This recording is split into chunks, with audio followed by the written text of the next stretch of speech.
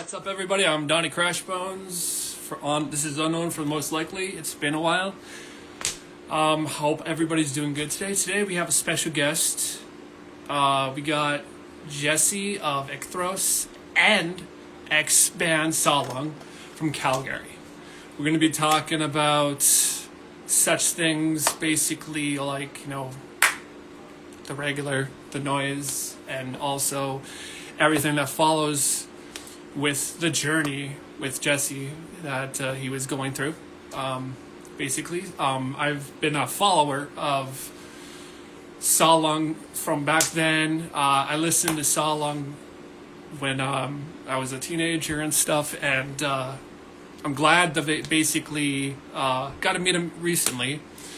And he was at this paved art show in Saskatoon. So we're going to be actually bringing him on today for our episode. I'm excited.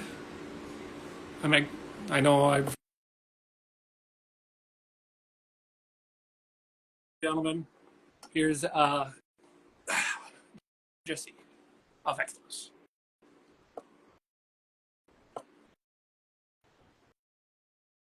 Hello, how's it going? Hey, how are you?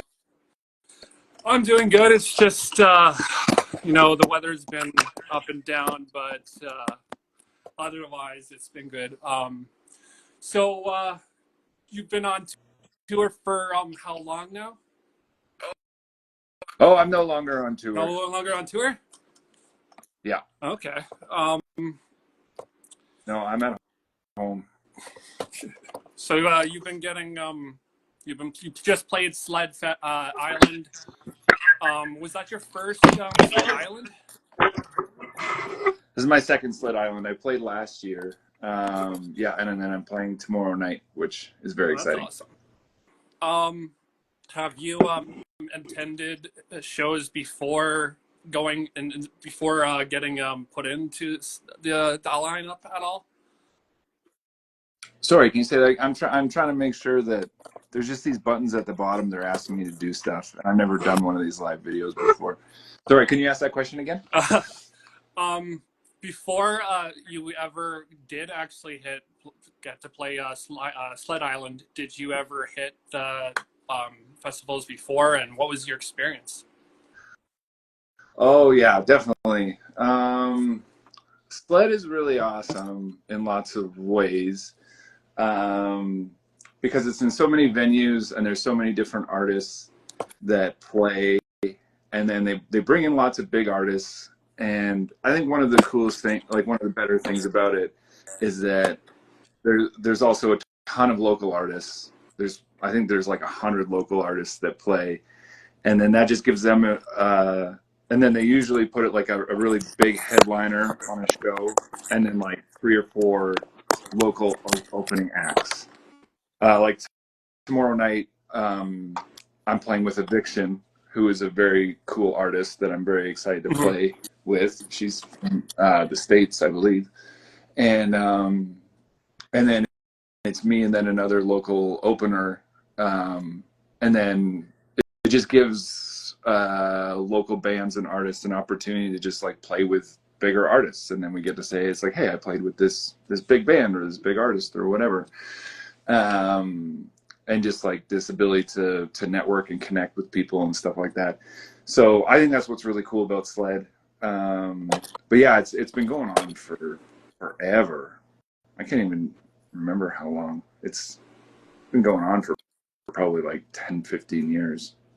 But yeah, it's a very cool fest, and I'm very excited to be playing this year and playing this show. Last year I played 2 shows, which was lots of fun. I did 2 different sets, and kind of prepared 2 different things for it. And this year I'm just playing one show, which is also good. That's freaking awesome. With with you basically when you're in Solong, how long did it Yeah. take for you to think about your next direction, and where did the love for noise come from, and when did it happen? It definitely happened during Solong. So the drummer, Connor, he runs a tape label called Ot Void, which I put a couple of my releases out on, and we're still good buds, and we do a live series called Public Assembly System together, so we still hang out all the time. But playing in that band with him is when I started like introducing noise elements into the music, and it was partly having him in the band and with his knowledge about just noise in general, and he got me into a lot of artists that I'm still into. He was like just a really good resource and a good source of knowledge. But I started to get really into these noise synths and stuff like that, and I started purchasing them. And this was the first time that I did vocals and guitar in a band when I was in Salong. Before that, I had either done just vocals or just played guitar or bass. But in Salong, I did both. And we're all getting older, so I would just be really winded in between songs, playing guitar and screaming at the time, doing lead vocals. Or at first I was lead vocals until we got Alex, and then they were the lead vocalist. But so I just always wanted like a bit of a break between songs, and so we just do like noise interludes. So Connor would have his noise stuff, and I had a couple pedals like and noise synths on my guitar pedal board that I kind of patched in, and it would come out of my amps. So that was kind of the beginning of it. Was mostly just being really tired in between songs and just wanting a bit of a break. So we would just do these noise interludes in between the songs. So it wasn't just silence, and we're not just standing there like panting in between these songs. So we would just play noise for 30 seconds and then go into the next song, kind of a thing. And then to answer your other question, when Salong broke up, when Alex and Connor just couldn't do it anymore, we had studio time booked for Salong. Yeah. Because we had been talking to Everything You Ever Loved, which is an Edmonton like post-metal band. Really great band, really great dudes, and we were going to do a split together. But Alex and Connor, they just couldn't do it. So I was like, oh man, we have studio time booked, we have this split planned. So I talked to those guys. I was like, hey, I'd already been thinking about starting a noise project because I just had all these noise synths on my board and all that kind of stuff. I was getting really into it. And so I was like, fuck it. I'm still going to go into the studio. I'm going to record this new stuff. I'm going to record a noise tape, and I'm going to record some stuff for this split. And the dudes from Everything Ever Loved were really great. And they're like, yeah, we're still down for the split, even if it's not Salong, even if it's for this new thing. And I sent them the song, and they were like, oh, that's really harsh. Okay, cool. And they contributed a really great song to it. I think we were both aiming for 10, 11, 12 minutes. And I think that's how long both of our songs are. And that's kind of how it came about, was because like Salong ended, and I just wanted to keep going. I just wanted to keep writing and playing music, and I just had all this noise gear that I've been accumulating, and we still had studio time. So I was like, fuck it, I'm just going to do my own thing, and then it's just still been going since then. The storytelling is really deep, and it's very, very eye-opening, like for most artists out there in harsh noise that have something to talk about. And when I was at the recent show, I kind of kind of understood what some of the stuff you would be talking about on some of your stuff. You would probably be talking about the indigenous community and how that people have been taken away and from homes and schools and shit. And I was just like wondering, what is the most personal kind of subject, or like either that or something that you have created doing this project? And I think it was probably my last tape that I did that came out on Bent Window. It's a record label in Vancouver. Nick's a really great guy. That one's called Matriarch. And so my mom is a filmmaker, and she does Indigenous films. And one of her first ones was a film that she made about my cookum, my granny's experience in residential school. So she made this film, and like every year on like Orange Shirt Day or whatever, or on Indigenous Peoples Day, I would post that and be like, everyone needs to watch this because it's a very powerful Mm-hmm. film. It was really difficult for both of them to make. I think my granny didn't like talking about that time in her life very much, so it was like I think it was a difficult thing for her to do, to be in the film, and it was very vulnerable and difficult for her. Yeah. And it was some of the first times that I had heard certain parts of it because, again, she didn't really like talking about it. I didn't like just asking. It's like, hey, Granny, how was residential school? Because everyone knows that was a terrible time for most of the people that went, especially in the earlier days when it was really brutal. And so anyway, I just wanted that to be out there in the world more. So I decided to do a tape about it because I was always kind of pushing it on social media and stuff like that. But I was like, I want people to hear this. So I took a lot of the audio of them talking during the film. I think the film's only about 13 minutes long or something like that. It's not very long. But I just kind of I wanted to make more people hear it. So I took the audio of them talking and I kind of put some noise over it. I kind of edited it. So at first it was my mom's part. In the film, it's, kind of back and forth. It goes from my mom to my granny to my mom to my granny. But I kind of decided to do it in kind of like 3 sections. So I did all my mom stuff first, and then I kind of did a bit in the middle where I did some vocals and talked about my feelings around it, and then the third part of the piece is my granny talking, and and every time I did it live, I did it like all last year.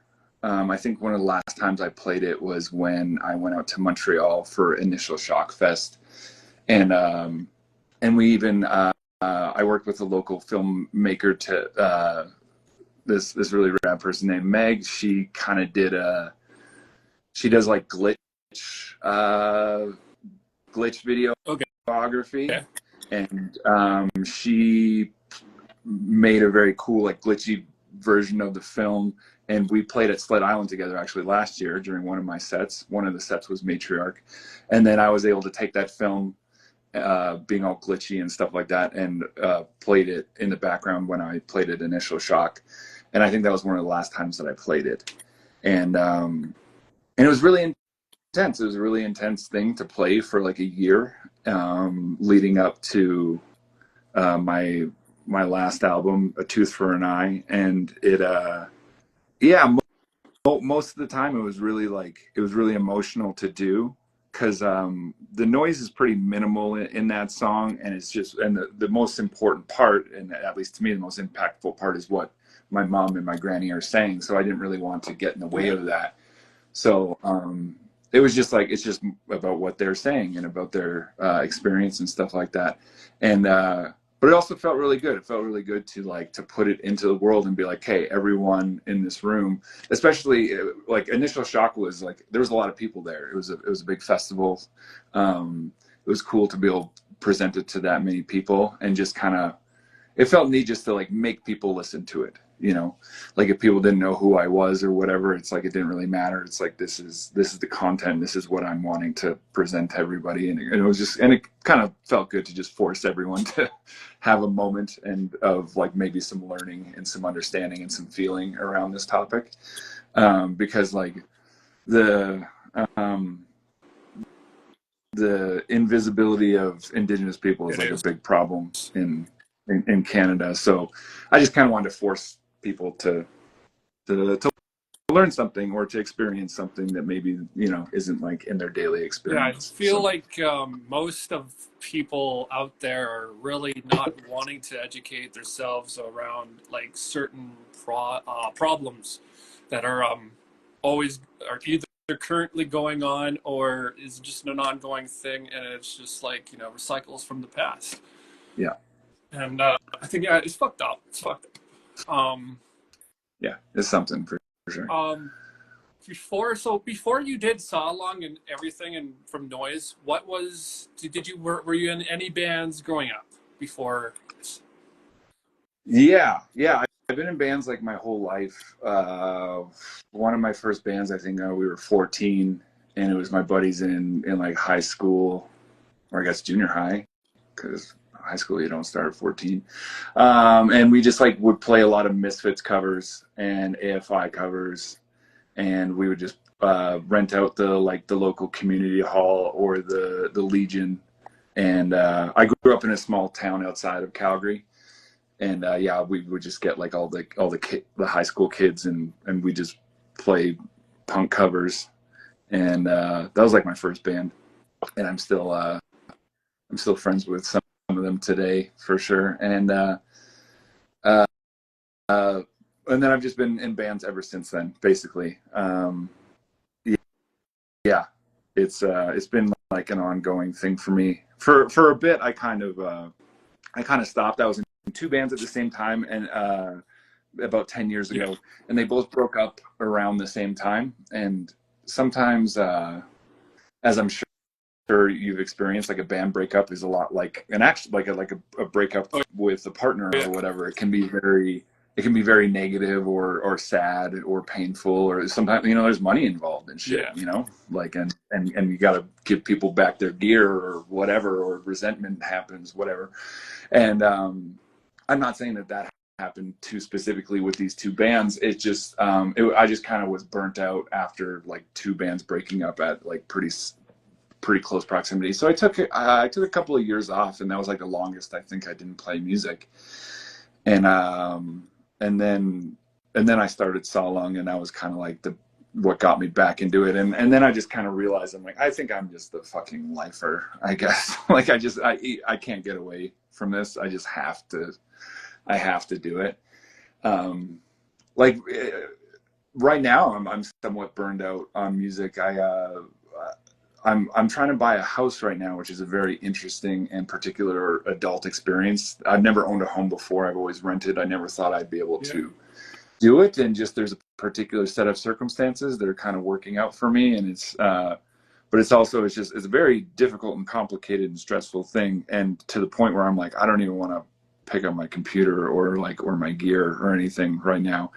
And I'm sure it'll come back, but it's interesting, kind of the ebbs and flows. But it's just like, yeah, I think I just have to do this for the rest of my fucking life, just for my sanity and like mental health and emotional well-being. It's just what I do, I guess now.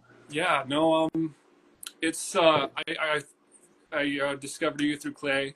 My band member told me about you, and I was like, oh shit. And I've been trying to find more noise artists all around Canada. It's the only most noticeable one is the Rita. Yeah, And I think fucking the Rita is just like still groundbreaking shit. Um, but noise also has gotten a really bad like rep, especially for people who actually have joined joined it and then kind of made it more like just shock kind of stuff. Like, yeah. yeah, that's my experience of what I've seen in noise and noisecore and all that shit. Mm-hmm. Now, just to get off a I different topic, so you seem like a very artistic person, but for film wise, you probably watch more than documentaries. Do you have any favorite films that um, give you a vibe of what that inspires your vibe of what you want to make? Oh man, well that's interesting. I'm like a I'm not like a film buff or aficionado at all. I'm a pretty basic bitch in lots of ways. Um, and I mostly what I really like is like sci-fi and fantasy. And I really kind of accepted um, I feel like I don't know if this is your algorithm, but I feel like on Instagram I get a lot of these posts about where people are like, "Oh, I'm autistic, so I watch the same show over and over again," or whatever. And I'm like, I don't know if I am autistic, and I don't want to self-diagnose myself, but I definitely do watch the same things like over and over again. Like my partner kind of razzes me a fair amount. Like if we sit down and we can't like agree on something to watch in the first like minute, I'm like, okay, we're watching Lord of the Rings again. Like, sorry, we're just we're just putting it on. Or like I don't know, like they were just laughing at me yesterday because like I just sat down and put on Blade Runner 2049, and they were just like, really? Like for the 50th fucking time we have to watch Blade Runner I mean, again? it probably has a good Or score. Come on. or Dune. I watched the two new Dune movies just like kind of obsessively. I think just like I don't know, any Denis Villeneuve movie I could probably watch on repeat. Oh, so yeah, another I put on no, what was it called? Arrival the other day, and they were like, "Is this that fucking alien movie?" And I'm like, and I just switched it to something else because just the way that they said it, I'm like, all right, you're you're obviously over this one. Um, what did they say? Because it's like that movie, at least particularly in the beginning, it's like a lot of handheld Mhm. photography, and they were just like, it just looks like Days of Our Lives fucking aliens. Because it's like shaky cam or whatever, which I thought was very funny. uh but yeah, but honestly, like they're the my not the last album, because the last album they put out was with Denaja, the collab that we did, but A Tooth for an Eye. That album was it's like a concept album, and it's a sci-fi story. And I wanted a lot of kind of sci-fi sounds on it, and I'm not sure if I was super successful. I did want it to sound like kind of dark and creepy, and like I really love sci-fi soundtracks, and I love just the sound effects in sci-fi movies, and just how the composers a lot of times just they create this very I like sci-fi horror a lot. um, like the original Alien movies are great. Me and my partner really realized that you could steal like 50% of the original Alien movie and just make a noise tape out of it. Because like everything, whenever the ships are landing or taking off or anything's happening, it's just like that's all that's happening. It's really great. It just sounds like just harsh noise wall, actually, the whole There's always fucking a thing. lot of beautiful sounds in the middle of movies where it's just like, oh, I want to fucking do something with that. And it's just like sci-fi. Yeah, Sci-fi seems a little bit more promising than a lot of other films with like sound effects. Sometimes, I mean, it might vary, but um, do you have but any? that's what I find very sorry. That's what I find very inspirational is sci-fi films, and there are a couple of artists that do a really good job. Like I found this. I think it's probably pronounced "un," it's like it's UNN anyway. It's either UNN or "un," and I think she's from France or something like that, somewhere in Europe, and she just has like sci-fi. Death Industrial Power Electronics, and it's amazing. And I'm like, I wish I wrote that album. I wish I could make sounds like that. And I think I'm just gonna try more and more to make my stuff just sound like a sci-fi movie soundtrack. But anyway, So for sci-fi, I think this is like one noticeable movie that I think been talking about. It's one of the worst films ever. Plan 9 from Outer Space. oh, I haven't seen that one. Seen that one either? No. This is a movie I haven't seen either. I've just heard so much about and stuff, and I think it maybe if you've heard about it. But is there any other sci-fi that you've watched, and you don't know anybody who's watched before? Oh, I'm not sure. Um, sci-fi that I watched that no one has ever watched. Um, well, me and my partner often talk about this when we watch certain things. It reminds us of the original Super Mario movie, like the live Yeah. action Super Mario movie. Have you ever seen that Oh one? my god, bits and pieces. It's just I bizarre. think, and the weird thing is, I think it's impossible to find now. I think they like it, they literally like it's. I think they banned it or something. Like it doesn't exist. It's on no streaming services. Like you can't, if you try and find it on eBay, like a VHS or whatever, it's like impossible.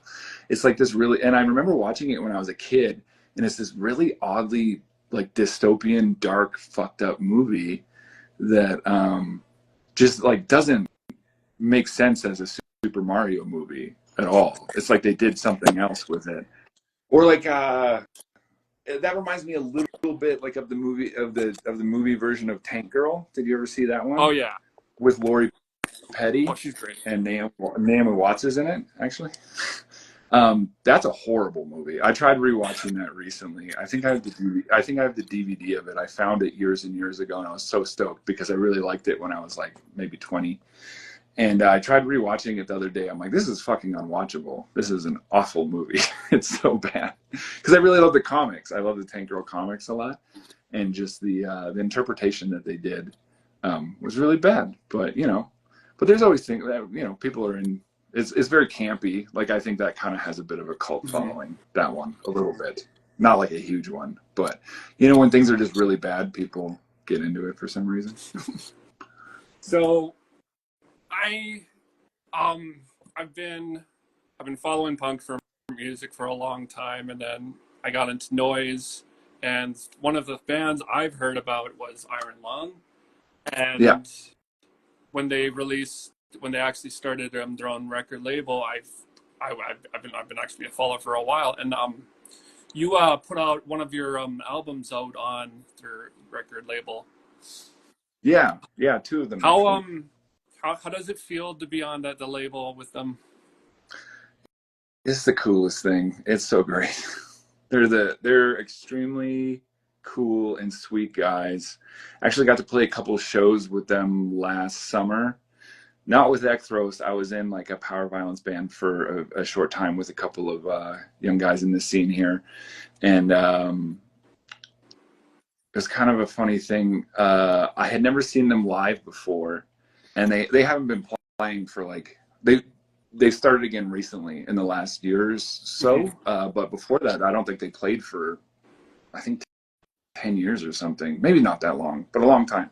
And I had never seen them. So we found out that one of their first shows, like this is like a year and a bit ago, they were playing in Bellingham, Washington, and I was like, man, I don't know if they're ever going to come to Canada.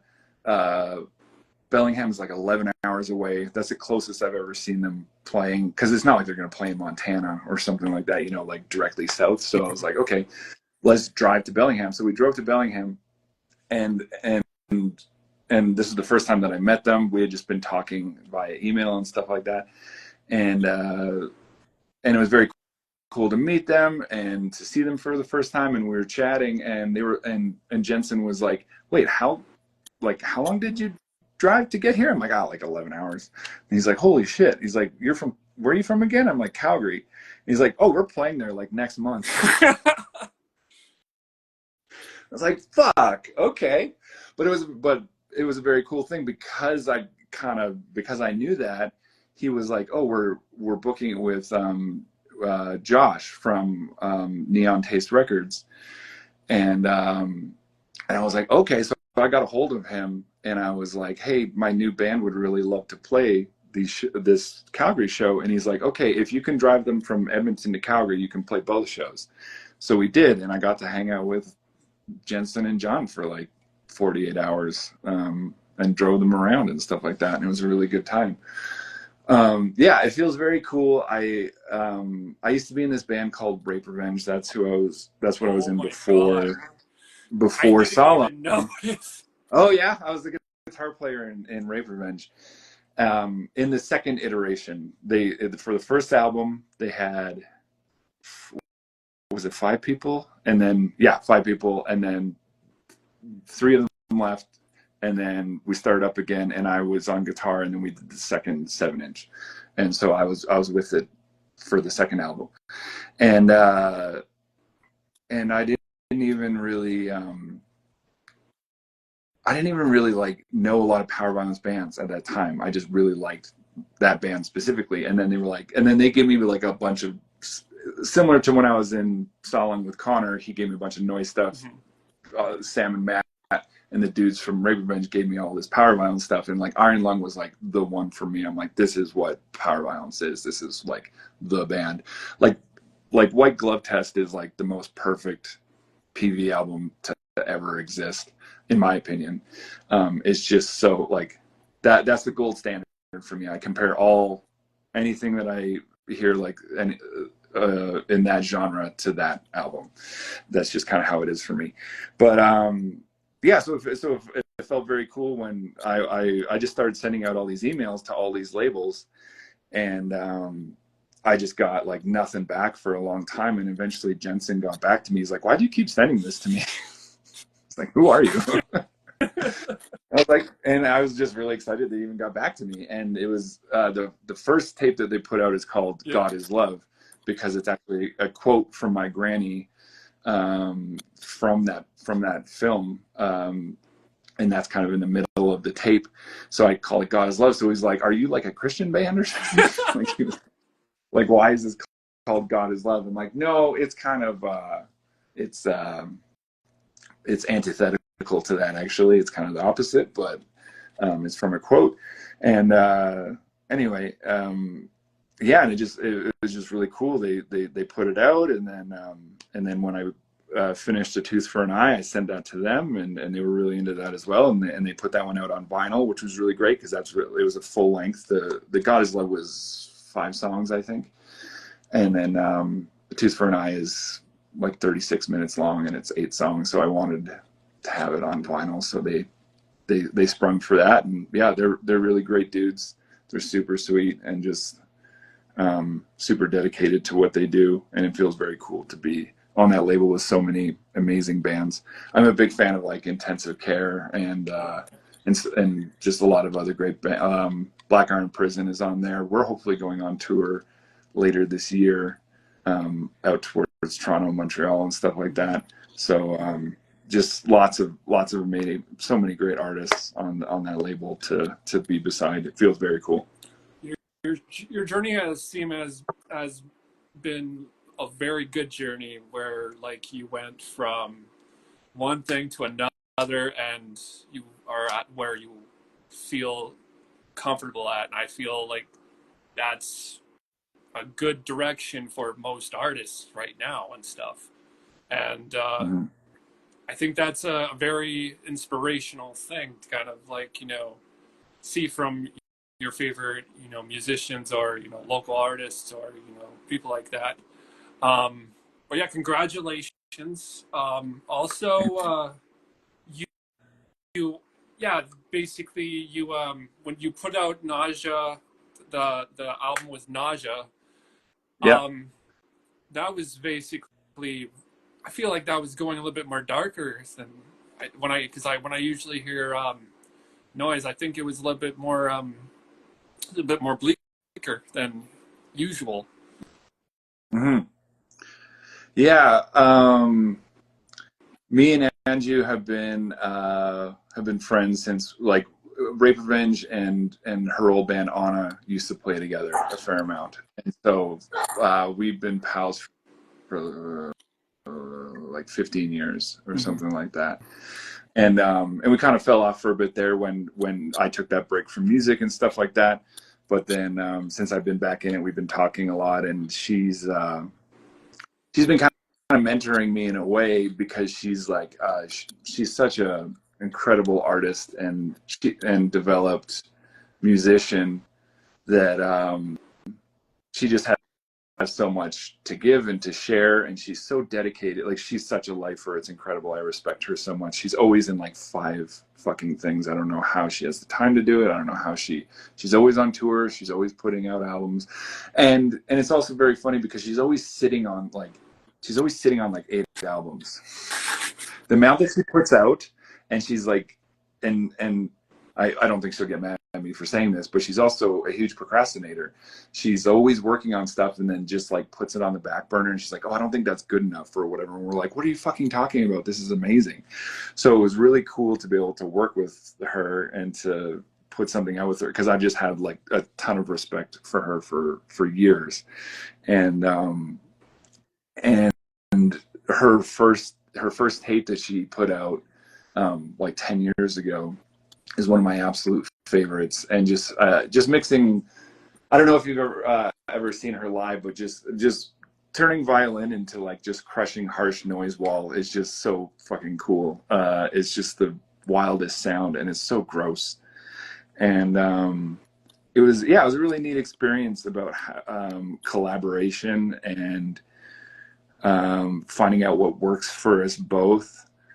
I went to when we did it. I initially went to Vancouver. We recorded 2 of the songs in studio together, and that's actually that's the bookend of the album. Those first 2 songs are the first song and the last song on the album, and then after that we worked on our own, and we each sent each other 2 songs, and then we put our own stuff on there. So I sent her 2 songs, she sent me 2 songs. I added noise and stuff to her songs, she added noise to my songs, and that's how we did the album. And it was a really cool experience. And I feel like I did certain things to be like, okay, I've heard her stuff, I kind of know how she works, I'm gonna send her stuff that I think will work for her. And she surprised me every time. She like I sent her stuff, and then she just did something totally bizarre and different. I was like, holy fuck, I thought you were gonna do the thing that you do, but she did very different things, and it was very cool. She kind of really surprised me like every step of the way with just the creativity that she had around it and stuff like that, which was fun, because I think I was just like trying to play to her, and she was just doing a completely different thing, which was enjoyable. It's fun to be surprised in music. Yeah, doesn't need always like a direction. It's just like improvisation's great. Yeah. Which is and it's interesting because I haven't had too much experience of working with others while I've done noise. It's usually just kind of my own thing. So it was a lot of fun to have that collaborative element to it, and having that kind of call and response, because usually it's just me playing with my gear and doing different stuff on my computer, and I do kind of miss that about being in a band. It is interesting being a solo artist. It's very different in so many ways, and the biggest part is just not having anybody to bounce stuff off, and to be like, is this good, you know? Like when you're in a band, you write a riff and you bring it to the rest of the band, and they're like, oh, that's sick, or oh, that's shit, like try again. But when you're doing solo stuff, it's like I show it to my partner all the time, and they're very sweet and also honest, which is great, because sometimes they're like, yeah, I don't like that. I'm like, yeah, good call. I don't think never. I'm gonna try again. But yeah, it's different having a collaborative partner in that way to just bounce things off of. It was good. Wow, that's awesome. Well, we're out of time, but thank you for coming on to do the show, man. Really appreciate our talk. Thanks for having me. You're good at this. Guys want to go check out Echthros, go check them out on Bandcamp. Also, you can find them out on the Iron Lung Records label and stuff. Go buy a copy of any of his releases. Come on, But yeah, no, thank you. I appreciate it. Thanks for having me. It was good talking to you. Have a good day. Bye.